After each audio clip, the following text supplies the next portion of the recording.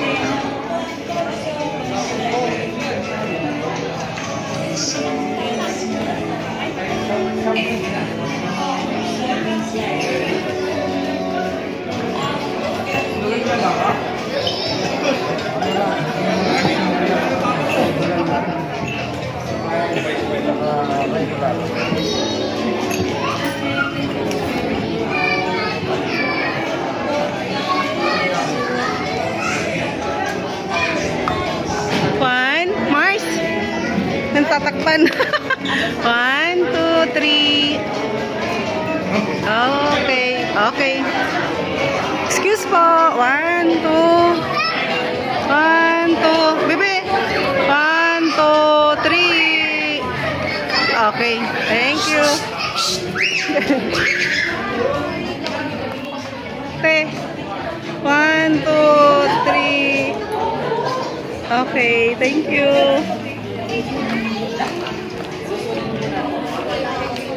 One. Auntie, 1, 2, 3. Yay!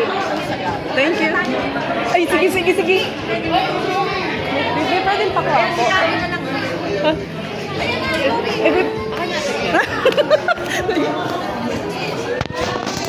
Record. Picture. 1, 2, 3. One more. 1, 2, 3.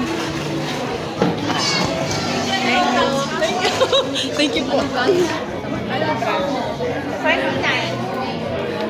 Magandang dalaga. Kunong kita ata, tre. Thank you. Salamat po. Sige lang, nakain lang kayo. Uy, si Tiyo. Hindi ba ako nagbisa kay Tiyo? Tiyo, kumusta? Nagmano kayo kay Lolo? Mano kayo kay Lolo?